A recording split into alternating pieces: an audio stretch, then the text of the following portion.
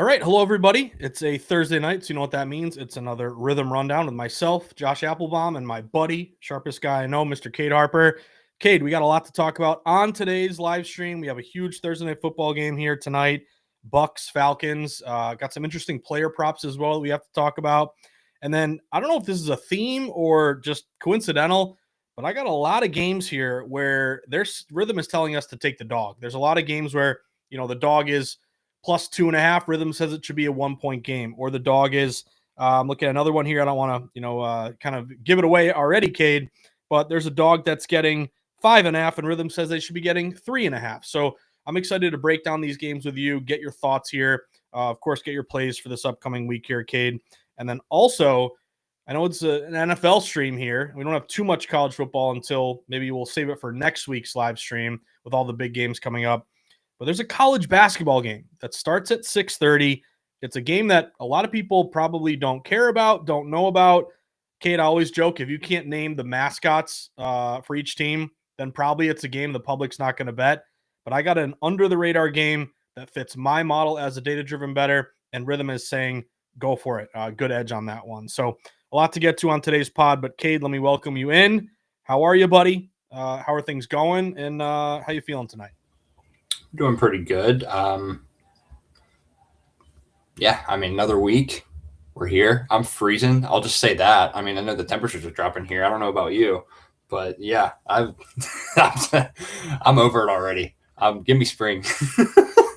I'm right there with you, kid. Yeah, it's also like, I had to bust out my LL Bean vest because I'm like freezing, but I have this battle with my wife where, we got our first house 4 years ago, and I'm one of those people, I'm from New England, so the weather doesn't bother me too much, but we always battle with the thermostat, Cade. One day you'll look forward to this in married life. You both have the thermostat on your phone. I try to keep it down to like 63, 64. My wife's from San Diego, so she likes it at like 68, 70. So there's always a back and forth there, but I hear you, man. It's cold out there, so hope everyone is staying warm. And I just want to mention, too, we do have a lot going on at Rithmm, so I'm going to just share my screen here and just kind of reiterate that, number one, we would love for you guys to join Rithmm. If you haven't joined yet, you can use the promo code START25 for 25% off. We have our leaderboard contests, which have been great. I'm noticing I always get the tweet in the email, Cade, how this person, that person got $1,000, $600, $400. So it's the holiday season. You probably got to buy a bunch of gifts, enter the contest. You got nothing to lose. You got a lot to gain.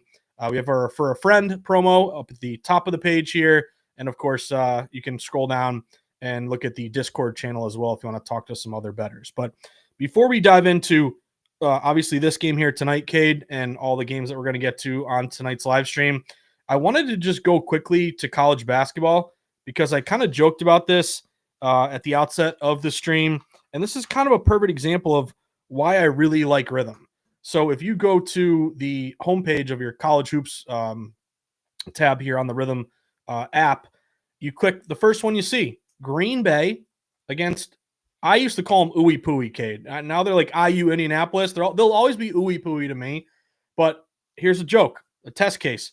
Before you saw the Phoenix and the Jaguars, could you name the mascots for either of these teams? Cade, you probably could because you're a wise guy. The general public probably could not. But I really like a money line play here on Indianapolis, ooey pooey, because this is a low bet game.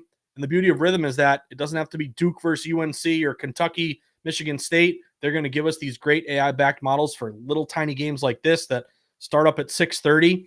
But what I like is a line move. So I was looking at this game, and we saw this line go from Wisconsin Green Bay around -2 on the road to now flip to Indianapolis around -2.5 at home. So you and I both love that dog to fave line move. The line is flipped toward IU Indianapolis. We also have a really good bet split here at DraftKings. Only 35% of bets are taking the Jaguars, yet the line has moved in their favor. They have a bunch of advantages stat-wise. They're averaging 87 points a game versus only 72 for the Phoenix. And also they have a bunch of advantages, offensive rebound percentage, three-point shooting, offensive efficiency. A lot of these are just stats that I kind of layer into the cap. All that being said, it's a tiny little game, but the line is flipped toward IU Indy. And if you look at what Rithmm is predicting here, we have two models lit up on IU Indy. One saying they should be around minus 2.1, other one minus 2.2. And what I like to do is money lining short favorites, because there's always the chance that you lay a 1.5, 2.5. The team wins by 1. It's happened to us all, Cade. You lose your bet on the spread, you would have won it on the money line. So I'm going to follow this sharp signal here on Indianapolis, saying, hey, play this game on the money line. Should be around a 2 or 3 point win. So again, this is the beauty of, hey, we talk a lot of NFL on this stream, a lot of college football, but Rithmm has great college basketball predictions here, and that's just the game that fit my approach to the market, as well as Rithmm saying, yeah, you should fire on that play. So IU Indy money line, get them around minus 115, minus 120. That is my early bet for the night. But let's go over to NFL here, Cade. Get right into it. Click on our NFL tab and pull up tonight's big game, Falcons and Buccaneers. So I'm going to do a quick recap because I've already started to talk too much, and I want to get you to give your breakdown here, Cade. But this one was intriguing to me because it's very clear the public wants nothing to do with Atlanta, and they feel like this is a good get-right spot for the Falcons. Now, I'm a little annoyed because I'm on the Falcons to win their division, Cade, and it's getting way too close. They were 6-2 like 5 minutes ago, and now they could very well get overlapped there by the Carolina Panthers. But right now, you are getting 75% of spread bets laying the points with the Bucs. But the line really hasn't moved at all. You opened, most shops were around minus 5.5 Tampa Bay. At one point, the Bucs got down to 4.5, even 4. Now, there was some buyback. It brought it back up to 5.5 here for today. But if you give me a primetime dog, a divisional dog, which you and I both love with that built-in familiarity, leveling the playing field, and you can layer in a bunch of contrarian bet against the public opportunities here. You look at in this spot, primetime dogs getting 4.5 points or more. They're covering 58% of the time since 2020. Dogs who missed the playoffs the previous year, playing an opponent who did make the playoffs, they're covering 57% of the time this year. And Cade, I know you like this one too. Dogs off a blowout loss. You lose by 20 points or more. Public wants nothing to do with you. I get it. Just got blown out here in their last game against, who was it? The Seahawks, 37-9. But actually buying low on those teams that get blown out has been a smart move. They're very undervalued. Dogs off a blowout loss of 20 or more. They're 59% against the spread this year, almost 57% since 2018. So I'm going to take the Falcons and the points here, kid. And if we look at our Rithmm recommendations, on the one hand, there are no Green Star recommendations, but they all are on the Falcons. So the first angle has Falcons right at 5.5. Second Rithmm model has Falcons plus 6.2, which isn't great if you're taking the points here. But then your third and final recommendation is Falcons plus 5.1. So Rithmm is saying probably the spread is right where it should be. But Kate, if you give me a super unpopular contrarian divisional dog off a blowout, this is just a gross play that I like to make every time. So I'm going to take the Falcons plus 5.5. Let me dish it to you here, Cade. What's your thought process, and what are you doing for action on this game? This game, my main play is in the total, but since they kind of go hand in hand with each other, I did find myself leaning towards Atlanta. There's a lot of different angles you can go about this. You have the revenge angle. You could argue they should have won the first game. If any of you guys watched it or remember from earlier in the year, Baker probably turned it over 3-4 times, maybe. I think they're all interceptions, if I remember correctly as well. I was worried for a little bit with the short line, just because 5 is such a weird number to back a dog. Which I can understand. But they've had a lot of recent traveling, and then the spot itself, they're coming off a couple overtime games, and overall the offense have just kind of started to struggle a little bit. Since I think, if I'm not, I've been in a gutter within this team. I'm pretty sure Penix is done for the year, though. Am I correct? Yeah, Cousins once again tonight. Yep. So, I mean, I don't want to necessarily gamble on the offense rejuvenating, because I think obviously now you're going to be forced to play through Bijan, and I believe Pitts was questionable earlier this week, and London, I think, is also out, if I'm not mistaken. I tried to stay away from a side here just because the line seemed weird and the market wasn't necessarily reacting what I was wanting to. I would have loved if this got higher. But with how much it's buying into, I kind of looked into the total on this one. But my initial lean would have been towards the Falcons, yes.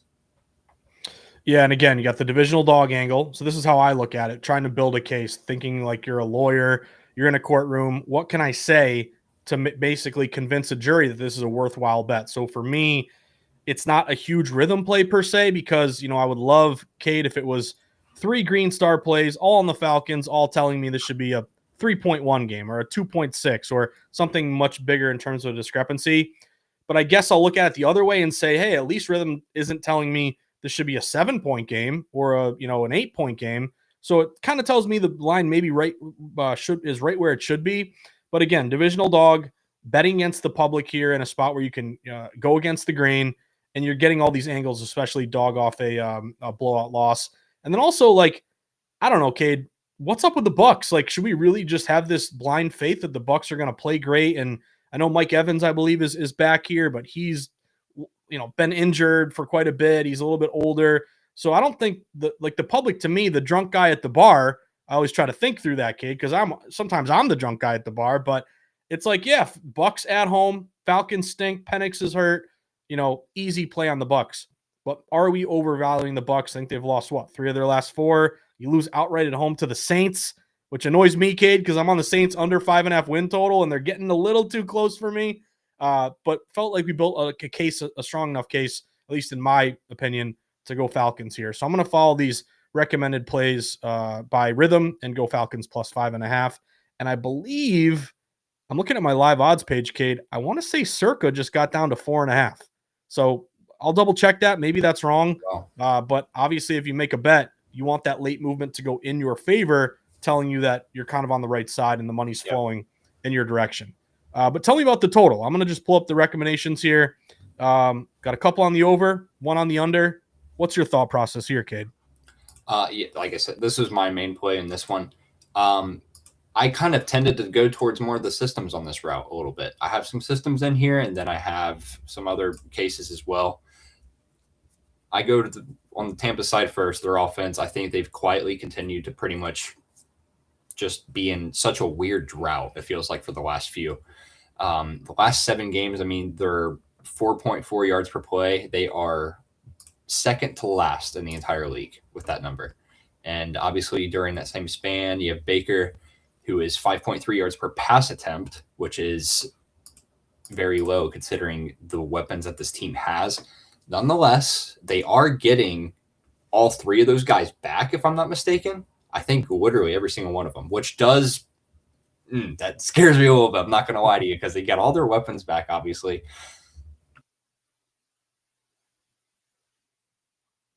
I think I just accidentally muted myself. Whoops.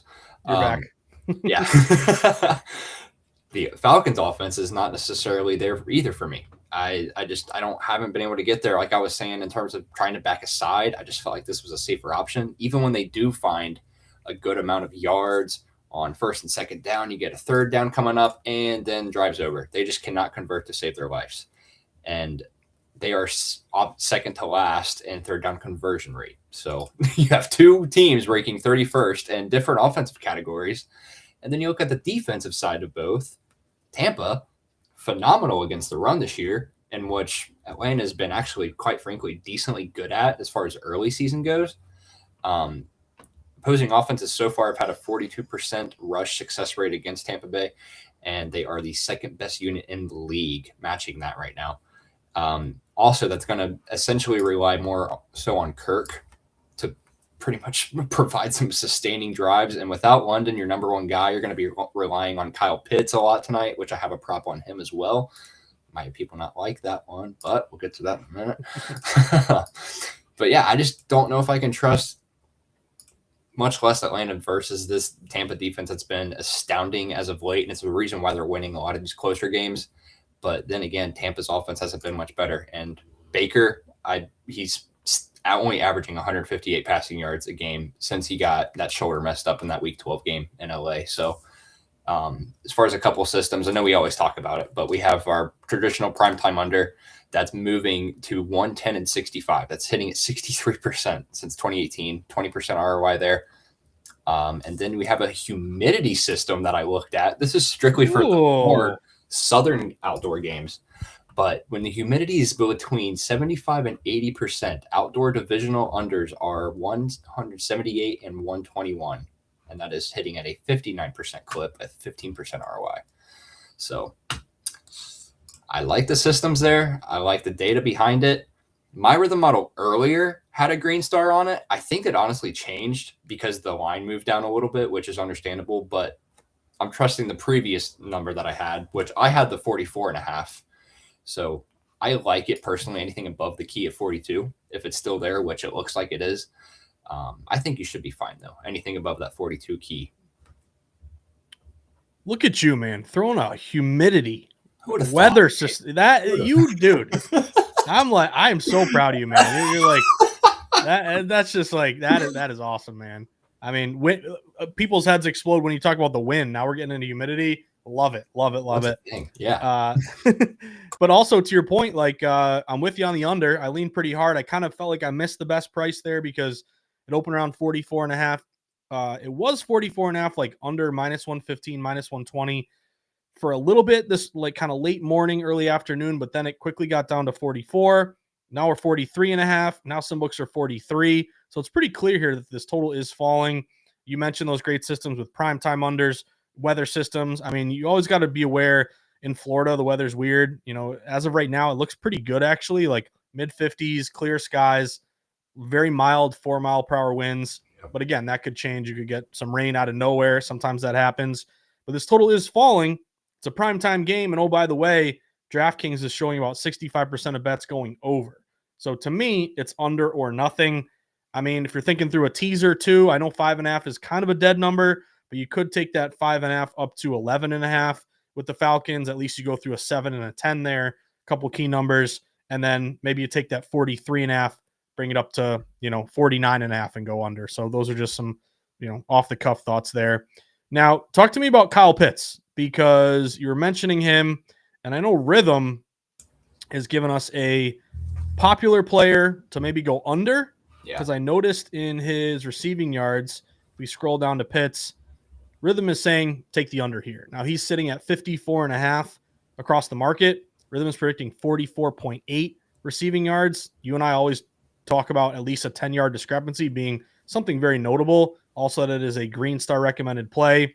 I believe he popped up on the injury report earlier this year. I think he's or this week. I believe he is playing, but you're kind of in a good sell high spot. Like Kyle Pitts, again, all this, star-studded excitement coming out of college. What was he, like a 4th overall pick, Cade? Really kind of high for a tight end. Yeah, and there were all these jokes for so many years in fantasy about him getting drafted high and him letting you down. And, I think his contract might be up. I don't know how they're going to handle that. But he's kind of been playing pretty well since Drake London got hurt. He's had 2 straight games of 90 receiving yards, 82 receiving yards. So in a way, by selling on Kyle Pitts and going under and following this Rithmm recommendation, you are selling high and going against the grain. I did notice a couple sports books tweet out, hey, some of our most lopsided plays tonight are Kyle Pitts and his receiving yardage over. So are you buying into that? Do you think he'll have a good game tonight? Or are you thinking, hey, let's go with Rithmm here and take this Pitts under? Not only am I buying into that, I bought into both the receptions and the yards. I took the 5.5 or the under 5.5 receptions along with the under 59.5 on. I've never gotten CLB on a prop before. Nice job, I'm honestly, I'm so late on props because it's not my first thing again. And out of nowhere, I just see this line drop and I'm like, would you look at that? So yeah, as you said, he was already listed as questionable. He is playing. The questionable thing is, it's probably gone by now if I had to say, but that was like a knee injury from what I looked at. But he was limited in practice every single day this week that they did calculate in a short week. And I did a little bit of numbers digging as far as Tampa Bay's defense against tight ends, and they've only allowed 1 tight end in the last 5 games to go over both of these numbers, and that was Trey McBride, which is another very fabulous, talented tight end. I would expect them to limit their only target pretty much in this game. I mean, it's going to be their number 1 guy. It pretty much has to be. At least I would assume so. But I would also, like I said, count on the rest of my confidence in the model because that's what I pretty much tended towards. And like we said, these bigger discrepancies, that means once you have the green light there, you're good to go. My model had it at 4.7 receptions with 54.4 yards. So yeah, that's a definite play for me. I did put a unit between the both of those. I didn't put a unit on each. That would have been nuts. But half on each to win a unit or win a unit together. So yeah, I'll take my chance with the prop on Kyle Pitts. Yeah, and again, that kind of lines up with what you and I have been looking at all year long. You get into these big games, everyone's excited. It's a island game. Obviously you gotta get your Amazon Prime ready to go here, Cade. But in these big games, go to the star players. Public's going to bet the affirmative, the overs, the yeses on all these guys. Therefore, by kind of shading and fading that public love, we've cashed a few of these throughout the year. So Pitt's certainly on our radar. Now his receptions are 5.5. Take the under. It is juiced up -136. So I look at that as a good thing, Cade. Even though it's heavy juice, tells me it's heavy for a reason. He is predicted 3.9. So it isn't a green star play, but still good discrepancy on a kind of a, we could call it a lean there. And then, as you mentioned, that receiving yardage, a true green star recommendation under 54.5, predicted here at 44.8. Before we move on, Kate, any other props jump out to you for this game? I just want to highlight a couple as I'll kick it to you here.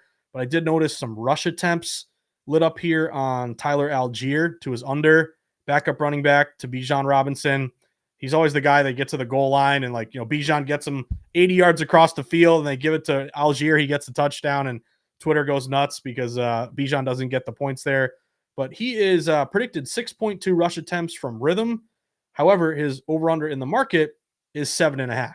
And it's a little bit of plus money, plus 105. So if we look at his trends, he has gone over this decent clip here. You can look at it one of two ways, Cade. It scares you that he's been consistently hitting this over recently, or regression is due. There's going to be some, are you going to go right into Vita Vea every single snap? I don't know. So Algier jumped out to me. But any others from your neck of the woods here that are worth mentioning? I actually do kind of like that attempts on Algier. Factoring in, I think I have to do some numbers tracking on that, but when Rithmm highlights or gives a green star for these dogs, and specifically that dog's running back to have under attempts, I like it because essentially they're agreeing that they're going to be playing from behind. They're going to air the ball out in cases like this. He's also just like the red zone or short yardage guy. So the likely chances of them essentially getting into those short yardage plays with how talented Tampa's defense is, I think it puts the model in a really good spot to go under that personally. It's not a bad look, but that's one I definitely didn't catch earlier. So it might be. And the other one I just want to hit on is Mike Evans, because this guy's been amazing. He had, 10 straight years of 1,000 yards. Remember last year he was sitting at 980 and they made some play at the very end to catch him that over. Well, he's not going to get it this year because he's been hurt. And he's only played in 4 games, 140 receiving yards. But it looks like, I guess he's technically still questionable. What's surprising to me, Kate, is, a guy who hasn't played in a while, I would theoretically just, off the top of my head say he'll probably do less than more, just because where's his conditioning at? What has he been doing in terms of practicing? He's coming off an injury. He is a veteran player. I almost like the fact even more that Rithmm is actually going the over with Mike Evans. So even though he's been out forever, Rithmm is actually getting a smart signal detection here on his over 3.5 catches.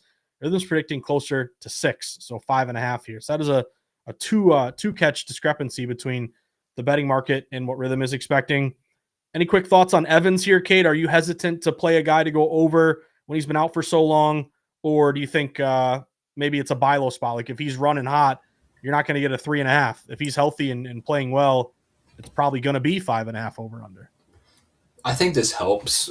It sounds nuts, but with Tampa getting all their guys back, including McMillan and Evans together, you're going to have a lot of people to pretty much account for, I guess, in that kind of passing game. So for a veteran receiver that is typically the first look or first read on the quarterback size, I would almost bet your veteran gets at least 4. You would think, and not necessarily just in a primetime game, just any game period. That's your guy. So I like the look. I think it is short. I did see where he's going to be limited tonight, which makes sense. But overall, if we just get some slants, some outs. I'll take the quick catches, man, all day. It counts. I don't need the yards. We just need the grabs. Yeah, and then when you get in the red zone, let's get bogged down. Let's kick field goals. Just for I'm fine with it. for my I'm fine Falcons with 5.5 there, Cade. Let's keep on cruising here. So let's talk about a game that near and dear to my heart, Cade. Patriots, Bills. AFC championship, AFC's almost championship game here. Patriots obviously in the driver's seat with a better record.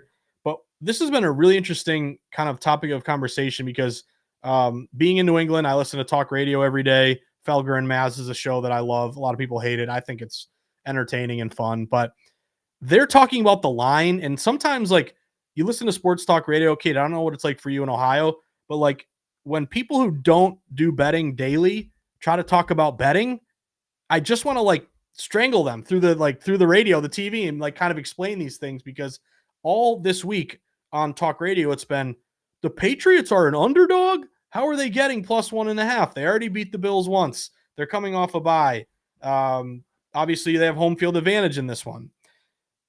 Then you try to look at, okay, even though that's a narrative or a question, and then it gets into some people try to call in and explain, it gets even better. Like the other thing, Kate, is like I've talked to odds makers, like everyone says, oh, the odds makers want 50-50 action on both sides. When in reality, yes, they do because it mitigates risk and they're going to win money no matter what on the juice. But they're okay taking positions on games if they feel like they're on the right side. So that old mantra of, they just want a line that they're going to get 50-50 action, that's not totally correct. What I like to do, though, is cut into the noise and kind of see where the narrative, if it matches the betting market and what Rithmm is saying. Like either it's going to back it up or maybe it's going to be completely different. It just so happens to be that I can be a Patriots fan and take the Patriots and kind of feel like I'm on the sharp side here, Cade, because if we go to the Bills-Patriots matchup and we scroll down to what Rithmm is predicting here, Rithmm is also saying, let's go New England on this one. So if you look at some of these recommended models, and again, this has been bopping back and forth. Like at one point it was Patriots -1, then it was Bills -1.5. Like who knows? Maybe this thing closes as a pick 'em, which maybe it's just right down the middle. But one thing that jumped out to me in addition is that at DraftKings, public is split down the middle, 50-50. They don't know what to do. But if you go to Circa out in Vegas, only 31% of spread bets, but 55% of spread dollars are on New England. That tells me they're a little bit sharp here. They are coming off a bye, so rest first tired in their favor. Hopefully, they did beat the Bills at Buffalo. That primetime game, you and I took the 7.5. Remember that one, Cade? They won outright at Orchard Park. Then they are a divisional dog. So you're lining up a bunch of things on the Patriots, and then I fully expected to log into Rithmm and say, "Hey, take the Bills," but no. Rithmm is also saying take New England. I love this, Cade. All three Green Star recommended plays on the Patriots +1.5. The Rithmm House model actually has Patriots favored by 0.8. And don't get me started with these discrepancy, Cade, plays where, hey, you're getting points in the market, yet Rithmm is saying they should win the game. Second model here, Patriots -1.6, even more bullish on New England. And third model, Patriots -1.1. So again, it's a basically pick 'em-ish game. But if you're telling me I can take the Patriots off a bye as a divisional dog with a sharp bet split from Circa, and most of all, Rithmm is saying if you're getting 1.5, you should just go run and put that in right now because they should actually be favored by -1, -1.5. That's enough for me here, Kate. I took Patriots +1.5. I think it's a good spot to buy low on this New England team. Now, let me take off my Boston hat. Let me throw it to the Ohio guy. You don't have a dog in the fight here from a fandom standpoint. What's your take on this Bills-Patriots game? And are you surprised New England is a dog at home here? I know we were talking about this one earlier, and I don't necessarily think I'm surprised as you can – it's a very hot debate, but you could technically argue Bills could be the better team in some cases. And obviously we have our old inside joke where we always have to say the wrong team is favored and all this nonsense.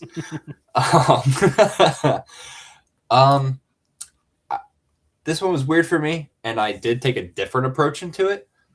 But I guess I'll basically break down my money line play first, essentially. I took the Patriots. I took them on the money line. at plus 105 at Score Bet or ESPN Bet, whatever you want to call it now. I love Vrabel off of a bye. He is 6-1 straight up and against the spread off of a bye week. And those 7 games were with the Titans, which is kind of a different sort of sample, I guess you could say. But another angle you can have is that Drake May is undefeated against the spread against Josh Allen. So we have that. I don't know if I'm ready to buy into Buffalo on a tough road spot versus a game that they lost at their own home spot. It's a very pivotal divisional game. If I'm not mistaken, this is to win the East essentially if the Patriots can get it done this week.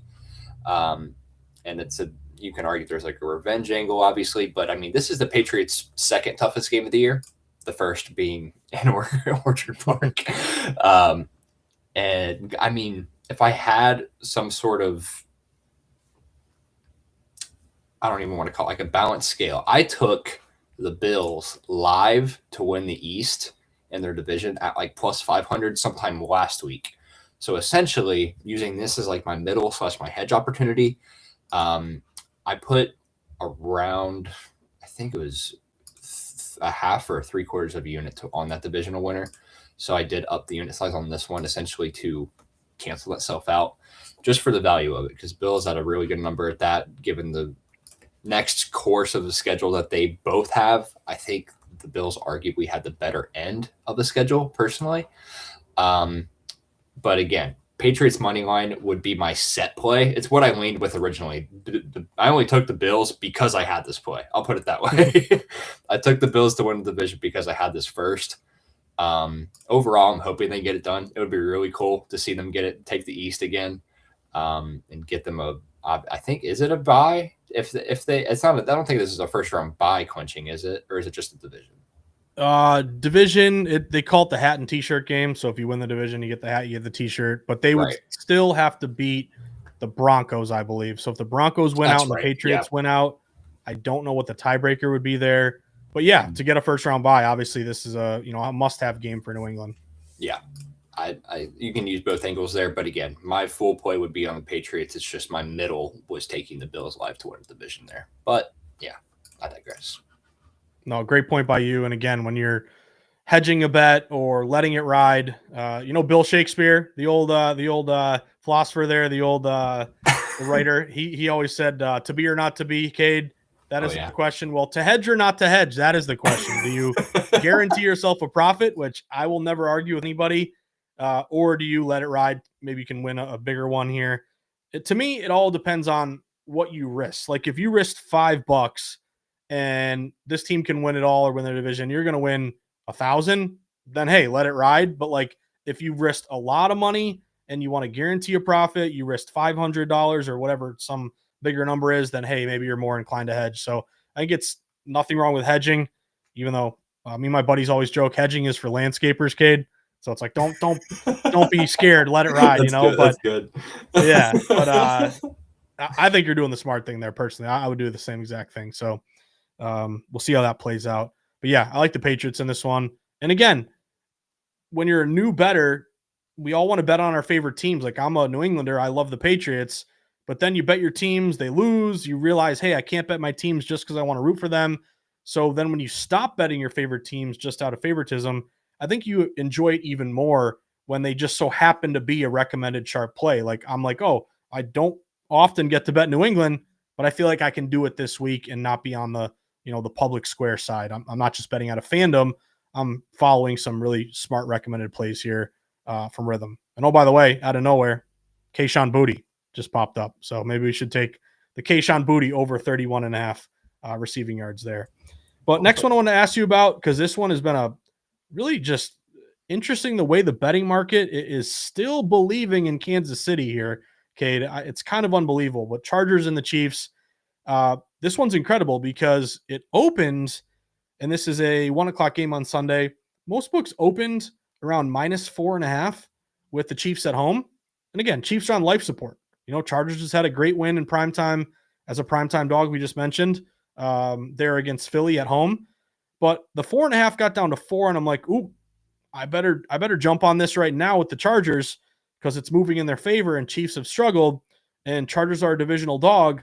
But then out of nowhere, it must be some respected bettors who like Kansas City because the line has shot back up now to Kansas City -5.5. So I was kind of shocked, to be honest with you, Kay, that they went up from 4.5 to 5.5. Now they're sitting at 5.5. Again, same number for tonight's Falcons game. It's kind of a dead zone number. I always try to think about what's the next move because 5.5 is no man's land. So does it go to 6 and you mess around with a key number, or does it get back down to 5? That could definitely be something worth monitoring. But call me crazy. I'm going to keep fading the Chiefs. I'm taking the Chargers in this one. It's a divisional dog angle, which we always love with that built-in familiarity. You also look at Justin Herbert in this spot. He's 2-0 against the spread as a dog in this season. And in his career, he's nearly 60% against the spread as a dog. And how many times have we seen Herbert either go into Kansas City and cover, or I think a couple times he went into Kansas City and won. And this is when they were humming and a Super Bowl winning team. All that being said, this is a low total game, 41.5. If you're giving me a divisional dog, a good quarterback here with good stats when he's getting points, low total, and then also we move over to Rithmm, and all 3 models here are green star on Chargers, and 2 of them are smart signal plays. First one here, Chargers should be getting 4.5. You're getting 5.5. Good edge there. Second model, Chargers plus 4.2. You can get, again, nearly a 1.5 off the Vegas number. And then last model, Chargers plus 2.8. So Rithmm is saying this should be about a field goal game, 4.5 point game. You're giving me a 5.5. Again, that meme, Cade, like the skeleton waiting on the bench, like that's the public waiting for the Chiefs to be the Chiefs again. When are we going to say that just we should not be betting them just because who they are? Maybe they just aren't who we think they are. That old who was it, Dennis Green? They are who we thought they were. Right. Yeah, there you go. We got to pull that up. But what do you think about this one, man? I'm going Kansas. I'm going Chargers plus 5.5 and to follow the smart signal here with Rithmm. I love it. Yeah, Chargers they're coming off huge overtime win, obviously in a game that they probably shouldn't have won, but they made it out of there. This game, yeah, it's a pretty much, it feels like a make or break kind of game for Kansas City in that kind of sense. Not to mention you have the Chargers who aren't fantastic on the road thus far, but now all of a sudden you kind of get that sense where it's finally time to buy into Mahomes. We're going to revitalize this season. I'm not there. I'm still not there. Shocker. No, another week. I mean, how many plays in a row have we had where it's fading Kansas City? I think we're going on 3, maybe 4. Yeah. I mean, 4 of them, yeah, because it was Colts, Houston. Yeah. Houston, Dallas, Indy, and before that they were at Denver. Remember we took them. I think we had Denver. Were they getting 3.5 or 4 in that game? Yeah. So yeah, if it ain't broke, don't fix it, man. Let's keep it going. I'm fine with it. I'm really fine with it. Yeah, and going back to Herbert as a dog, he's been phenomenal. Like, just to reiterate, he is 12-6-1 as a dog of 3 or more points. But when that line touches 3.5, he is 11-2-1 against the spread. So anything above like that 3.5 threshold, that's a big jump. 11-2 against the spread is a very, very, very good number. But yeah, I'm fading the Chiefs a little bit differently, unless if the number hits a certain point for the Chargers. And I wrote this last night when the number was 4.5. So now that it is 5, part of me wants to wait till it hits 6. I really just want to buy in now just so I have it, just to share in the stake right now. But I mean, they're 5-game against the spread losing streak right now. And I'll say it again, even though I've said it the last 4 weeks, but it's just not the same team at all. My full play, because at the time I wrote this last night when I was saying I was too chicken enough to play the dog on this kind of line, but now I am, obviously. So Chargers offense, they are bottom 10 in DVOA over the course of the last 6 games. Certainly it does not help with Herbert's uncertainty with all the hand issues following the surgery and whatnot. I looked at both staffs, and you look at the coordinators and the head coaches. they both like this long-term game, that like old school football. You have the super long drives, quality points whenever it comes. Just take your points, kick your field goals, and then get out of there. Your drive's done. Big deal. Which obviously slows down the game a ton. Full play in this game for me at the time, like I said, now I'm going to have to upgrade this because I'm going to be on the Chargers now, was the under 44.5. Now, this line moved a ton. I think we're already down to 41 in some spots. Yep. Yeah, I mean, the Kansas City unders, they are moving now to 8-4 following last week when we also had that under. And Mahomes in his career is now the most profitable active quarterback in the league at 38-21 to the under. Add in our good old classic divisional systems to that. Post week 14. So this is one that I did find as well on Bet Labs, which is one of the data sites that I use for the systems there as well. But after week 14, so these late game divisional unders, they are 134 and 104. And with a home favorite of 7 points plus, or 6 points plus, or what I think it's 5. Sorry, I just had the triple take there. It's 57% to the under in these divisional games. So, especially when the total is 43 to 47, it is hitting at a 61% clip. So a ton of like marginal total systems within that kind of factor, but nonetheless, late game divisional unders are just as profitable as the early season and through midseason, what that is. Over the last 5 head-to-head between these two teams, though, they're averaging a final score of 36 points per game. So we're almost, at the time, at the opener, we were almost 10 points off. Now we're only 5, but still, I like it nonetheless. I would say that it's playable under 42, depending on a price. I think if you get a good number, I think it's worth it. But that 42 threshold is such a key number, and on these totals, where I would trend to find the best price available. Like I said, anything probably plus or minus like 110 or under that, I think you'd be fine. If you can get like a minus 100 single digits when that matter, still take it. But yeah, nonetheless, I will be on the Chargers at plus 5.5, and I will be on the under 44.5. There we go. Good number there on the total too, because you did mention it has fallen quite a bit. I looked at the weather.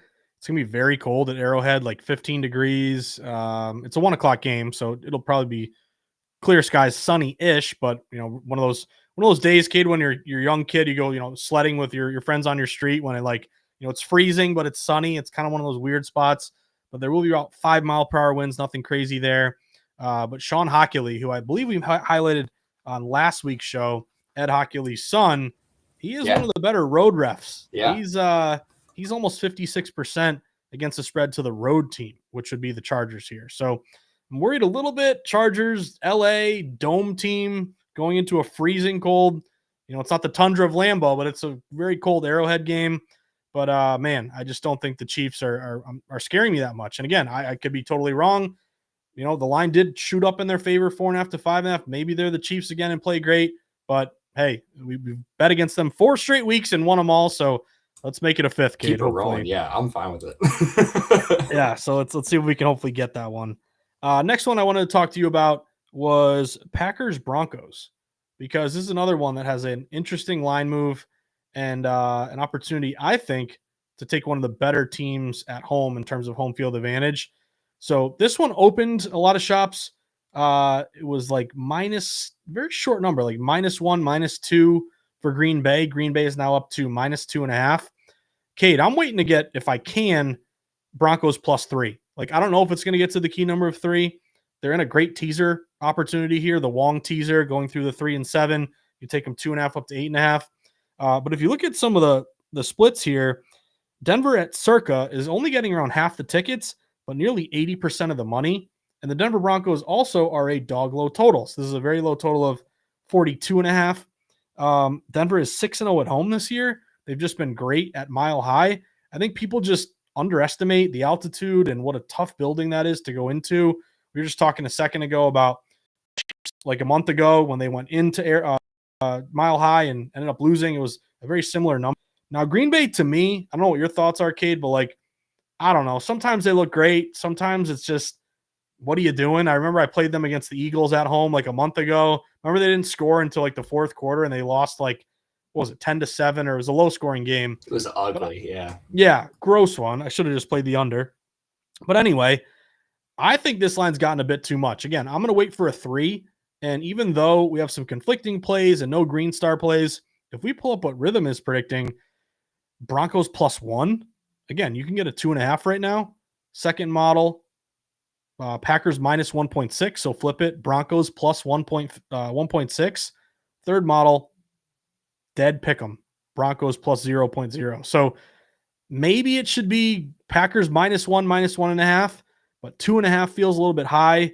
Again, this is a Jekyll and Hyde Packers team that can look great one minute and look terrible the next. And Twitter's bashing LaFleur with his play calling and all that. Again, I'm holding out for the 3. If I can't get it, I'll take the 2.5. But Rithmm is telling me it should be about a 1-point game, and I can get at least 2.5. So I'm going to go Broncos here, try to get the 3. But Cade, what do you think? Is this a line that probably is where it should be? Or do you think there's a good chance to take Denver mile high at home getting the points? Yeah, the line is very sharp. It's no doubt about that. I did have a teaser in this game. It was dealing with Denver at +8.5 with another play that we have that we're actually going to talk over, I believe. But I also had another one, which is I did take the Packers just on the money line, though, only because my model did have a money line green star on them. Did have, if I pull it up, it might still be there really fast, honestly, while that's loading, though. I think the Packers are finding their stride at the perfect time. And I've said it a couple weeks ago when we had another Broncos game. I just think the Broncos are kind of overrated in a way. Coming off yet another one-score game where they pretty much scraped by again in Washington, and their 5th consecutive win by 1 score. So they play close games, so the line makes sense. I'm just staying away from the spread, and I'm just planning on taking them outright with it. Due to all the shadiness with Sean Payton and this offense that he has, I banking on something weird to happen where they don't cover this 2.5 number. Nonetheless, even my model, which is the funniest part, my models had like one of them was like Packers like -3.1. Here I'm looking at it now. It was Packers -3.1, 2.7, and 0.7. But the money line was the green star, and even then, it still had them right at 3, or almost at 3, 2.8. I just can't get there with the number. Like I said, I agree with you. I would probably need the 3 in order to feel confident enough. I just think they're going to get out of there alive under a big road win in a hostile environment, and just pray that the luck runs out on Denver's side. I will note, though, as far as systems go, I did do a little bit more reading into this one as well. Big systems guy tonight. This is weird. I usually don't play this much on the systems, but this is weird. Matt LaFleur in December is an absolute wagon, if you guys did not know. Give me the new number here. What is he? So against the spread, it's actually not anything astounding. It's just the outright wins is what I was referring to. Yeah. He's 21-4 straight up in December, but he's 14-10 against the spread. As well as like a total system here where Broncos have hit the under in their last 5 contests and then last 3 out of the last 5 home games. So I don't know what the total's staying on here. I know it's pretty low if I'm not mistaken. But then again, I'm just going to ride the LaFleur December system and hope to God we can get out of here alive. I don't care if it's a 1-point win. We can both win here. It's very possible with Sean Payton. But yeah, my model did have the green star money line play, which I think it's kind of what makes this whole thing kind of cool, just to kind of differentiate everybody else's models. But yeah, nonetheless, keeping it simple here. Just win the game. Don't need any points. Don't need nothing flashy. So. No, I definitely respect that. If I were to go pack, it would be a money line play for me too. I just want to mention too, I don't know if you have anything on the total, Cade, but jumped out to me that we got a green star on the over 42.5, and it did open 41.5. So it has gone up. Rithmm is predicting close to 45 points. Again, pay attention to the weather here. You and I mentioned it before, but you Google Roto Grinders NFL weather. It's a great website that'll make it easy for you. But it looks like a really good day in Denver. Mid 50s, might even be close to 60 degrees. No wind at all, partly cloudy. Like it's not cold, it's not snowy. Great weather, low total that's gone up. Rithmm is saying, even though it's gone up a point, you're still getting an edge on a predicted total here of closer to 45.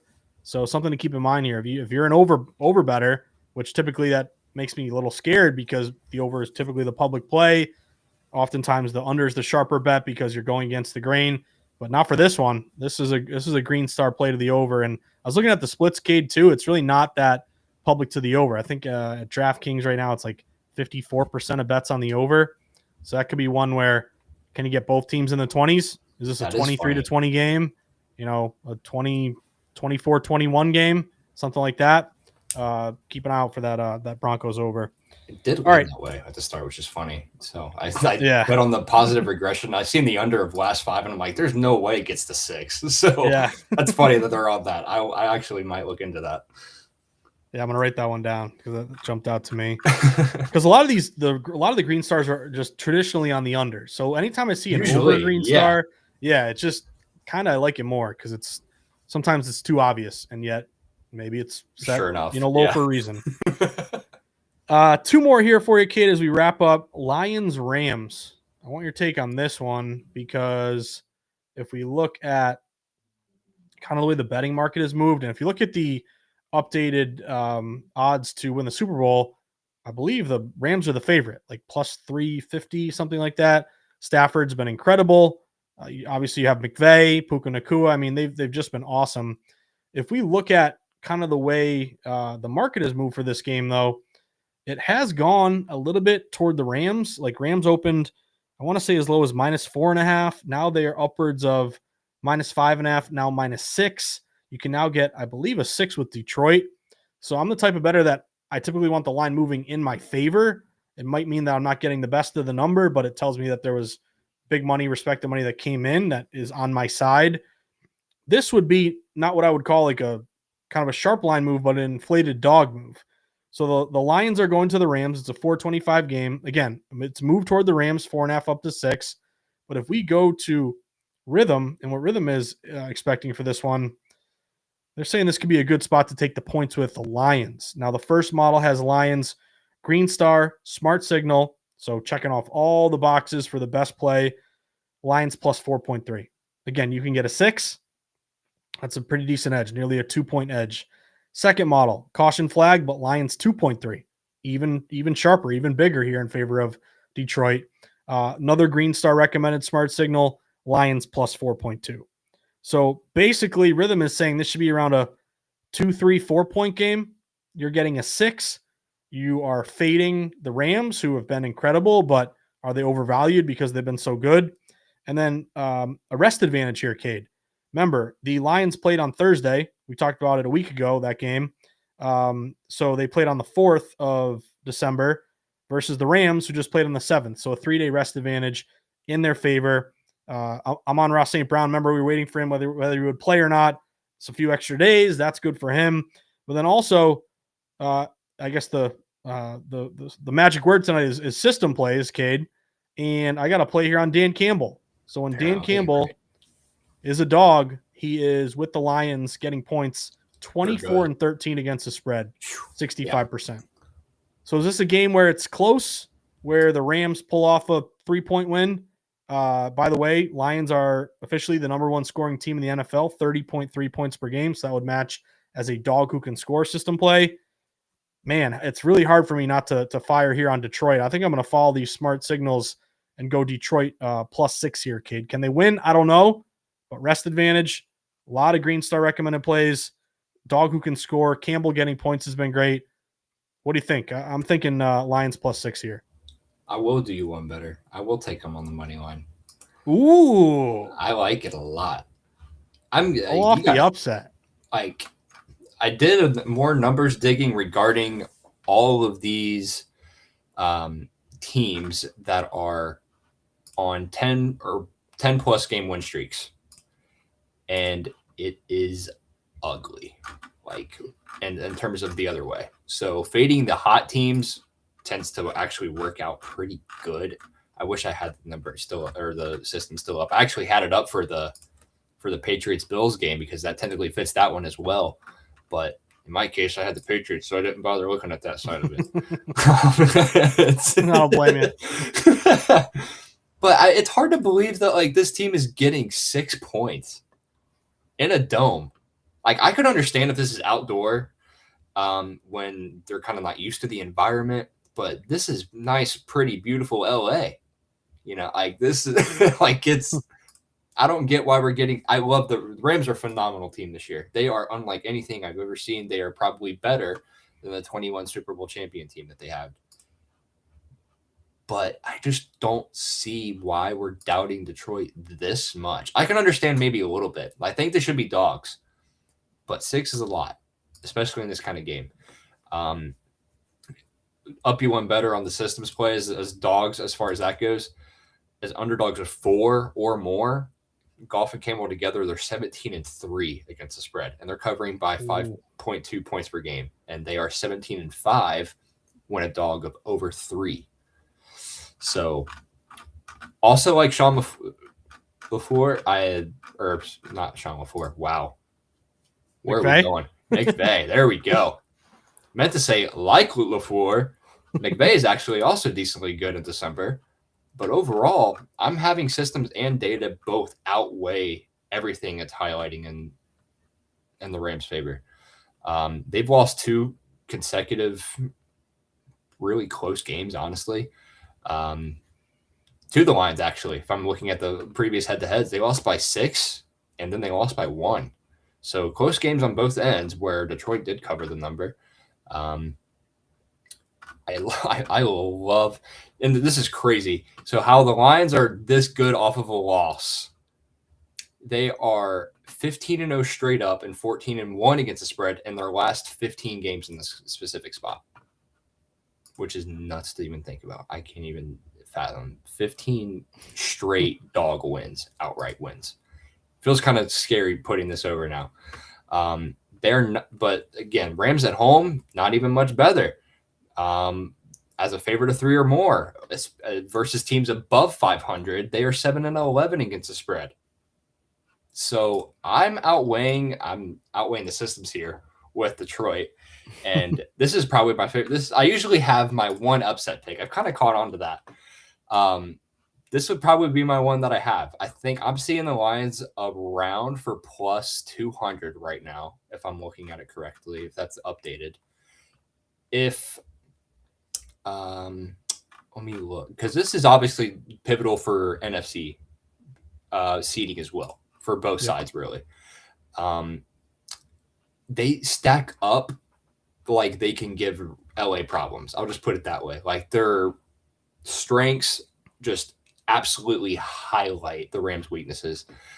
Detroit's secondary, they did get pretty torched by Dallas, obviously, but they also won that game very comfortably. So it doesn't necessarily worry me.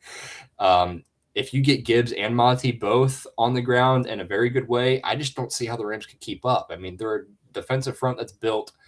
They're very small, so it's not necessarily a size thing. They're just athletic, and they've struggled against bigger, more physical teams in that kind of aspect. I would exclude the fact that if they get pressure on Goff, it might be a little bit of trouble. But in the final thought, I think the Lions need this game more than anything. The Rams, yes, they are the better team, but Detroit has every matchup advantage that I'm looking at in terms of data, in terms of power rankings. There's literally everything. And I just think that they exploit them pretty good here. It feels like a hot team, just a perfect spot to fade it. Similar to when I kind of faded the Pats. I think this is just kind of the Rams' turn in a way, just to kind of go down that kind of train of thought. So, yeah, Lions plus 6, and I'll take them on the money line. Love it. Snap that, record it. That'll be a pretty good tweet if that one hits, man. Yeah. Good luck to you. I'll take it. I'll take the 6. So I'll be happy no matter what if they win that game. I did pull up the Super Bowl odds. So yeah, Rams are the favorite, plus 370 right now. Seahawks plus 650, Packers plus 750, Bills plus 850, Patriots and Broncos both plus 1,000. So to your point of like, who's more desperate, sometimes that gets overplayed, but I think there is some validity to it. Like if you remember that Thursday game from last week, we were talking about how public was going the Cowboys because they played well and they beat, the Eagles, they beat the Chiefs. Like they're riding high, everything's going great. Whereas Detroit, they were fighting for their lives there, and Detroit came out and played great, and that line moved late. And Rithmm actually, I think, got that one right because they had a bit of an edge there on the spread. But yeah, I mean, Rams looking good. I know they do have the 49ers kind of on their heels, and they got the Seahawks, so still want to win your division. But yeah, if you're telling me just on paper who's the more desperate team, it would seem to me it's the Detroit Lions in this spot. So let's see if they can hopefully cover that 6 and win for your money line. That would be epic, man. Last one for you. Vikings, Cowboys. Let's end the rundown here talking about the Sunday night football game, 8:20 p.m. Eastern time. Minnesota goes into Dallas. Now, this line is moved toward Minnesota. This one is pretty sharp for me, Cade, in favor of the Minnesota Vikings. It opened as high as Dallas minus 7.5. This line is now down to Dallas minus 5.5. It was 6.5 yesterday at a couple books. I hopped on the 6.5 with the Vikings, and I'm glad I did because it continues to fall here. But it is just a straight up contrarian reverse line move like you read about, because right now at DraftKings, nearly 80% of tickets are laying it with the boys, yet the line is falling toward the Vikings. And if you look out at Circa, only 32% of bets, but 80% of the dollars are on the Minnesota Vikings. So Vikings are, number one, very unpopular, which makes me excited as a contrarian bettor in a heavily bet primetime game. They got a sharp line move in their direction. Public's Dallas, but the line's going to the Vikings. Also, you have a great bet split. And if we look at what Rithmm is saying for this game, Rithmm is saying take the Vikings. Vikings first model, Green Star Smart Signal plus 4.6. Second model, Vikings plus 0.3. I mean, that's crazy. That's almost a pick'em game. And last model, Vikings plus 5.1. So Rithmm is saying if you can still get a 5.5, yeah, you missed the 7.5, you missed the 6.5, but still value hopefully here on the Vikings and the points. My question, Kate, is JJ McCarthy, what's he going to do for us? Is he going to look like trash or is he going to play great?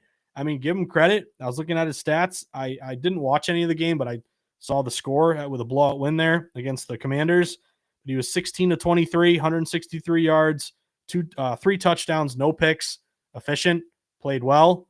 You will have the Flores defense to lean on a bit. Maybe the Cowboys win this game by 3 or 4 or 5. But I'm taking the points here with the Vikings. Again, I got the 6.5. Now it's 5.5, which makes me like it even more. But still at 5.5, looks like an edge here based on Rithmm's recommendation. So wrapping up the pod here, or the live stream, Cade, any love for Vikings plus the points? You guys want to see me take 2 back-to-back dogs outright? Ooh, win the damn game. Let's go. Doing it. I'm all in. I'm doing it. Cowboys Cinderella, they are pretty much on one of those runs, and it came to an end, obviously, once they played a team with a pulse. It's about time that I would like – their defense is one of the worst units that I have ever seen in the entire league, obviously.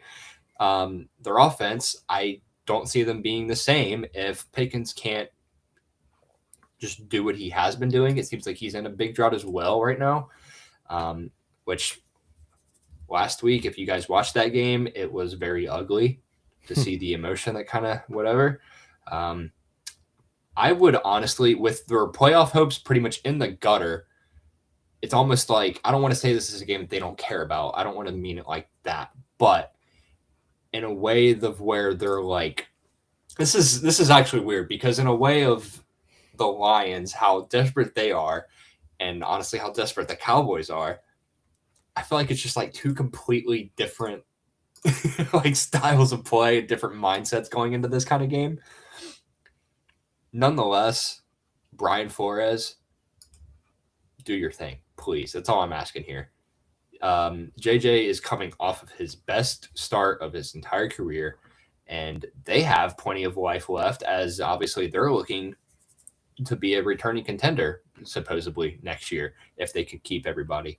The combination of that defense that can blitz and can definitely cause issues, versus an offense with the talent to with the Vikings offensive ability to attack as bad as that defense is.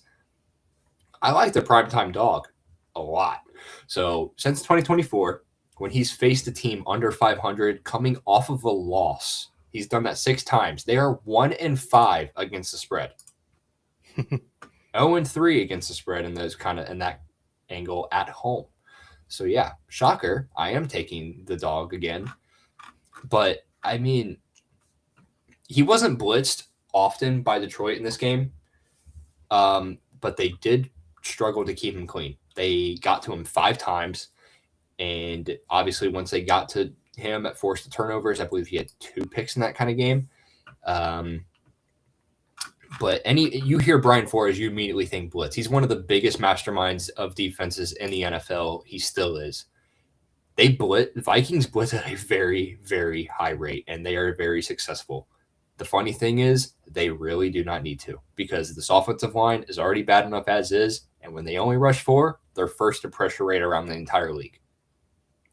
The only downside to that is I would have to be careful, because with how good this Cowboys offense does, they like to scheme up these quick routes a lot, and the Vikings are 31st in man-to-man coverage. So even when they blitz, they're running zone coverage, which is something that I did too much digging into this game, honestly. But it's working out. I'm hoping it's going to work out at least. When you're blitzing and you're running a zone behind all the pressure and all that, it's very hard to do at this kind of level. But then again, that's probably a reason why they are 6th in pass defense EPA per play. So I think it's relevant to Dallas in all kinds of seasons there, but both CD and Pickens, they're going to be both facing 2 talented quarters on both sides, and like they need this game. Like the Cowboys, they just they do need this game. Period. Point blank. And honestly, it seems like the perfect spot just to pray that they implode. And it seems like in perfect Cowboys fashion, whenever you need a win, you're not going to get one. So ultimately, their goal is going to be to keep Prescott clean, even though they're playing on turf, and to run the ball well, which 2 things that they don't really do well. So multiply, I'm just going to back Brian Flores and hope to God he can get to this quarterback and force some turnovers. And then J.J. McCarthy to do his thing like he did last week.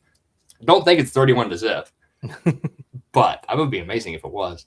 But yeah, like I said, I just need the defense to do their thing. That's the main angle here. And if obviously that offense can control the clock, we should have no problem covering the number. But like I said, I'm capping for the win here. I'm hoping at least. No, that would be epic, man. Yeah, if you could hit that money line, man, that would be epic there, buddy. So I noticed too, Scott Novak, just to put some finishing touches on this one. He is, I believe, the best active road ref. I was talking about Hockey League earlier, but Novak is actually even better. He's nearly 60% against the spread to the road team, which would favor with the Vikings. Love and it. Just for some S's and G's here, Cade, when we talk Cowboys, I got to find our guy. I know he's our guy. Let me find it for you. Flournoy. Flournoy? Oh, is he back?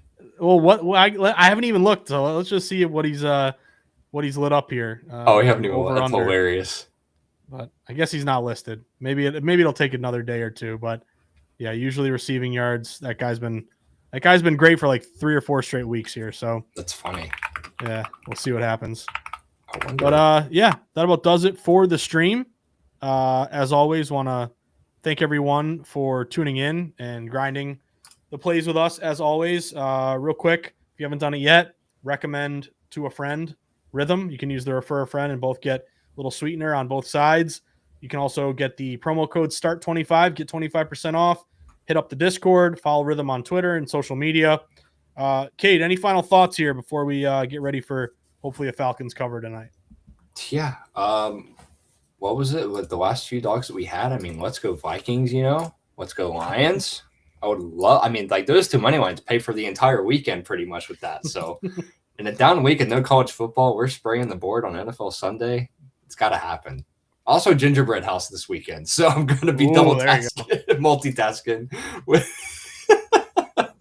So don't people's elbow, break it in half like a Buffalo Bills fan. You better protect that thing, I had no say in that one, but yeah, at least I can have my TV and do it. So I'll take it. Nice. Well, sounds good, buddy. Yeah, we'll be right back at it next Thursday, and I'm sure we'll talk a lot of college football bowl games and stuff like that. But want to thank everyone as always for tuning in. Thank you for signing up with Rithmm. Again, recommend Rithmm to a friend. Give them a 5-star review in the App Store. But Cade, best of luck to you, my man, and we'll see you right back at it next Thursday, 6 o'clock for the Rithmm Rundown. Take care.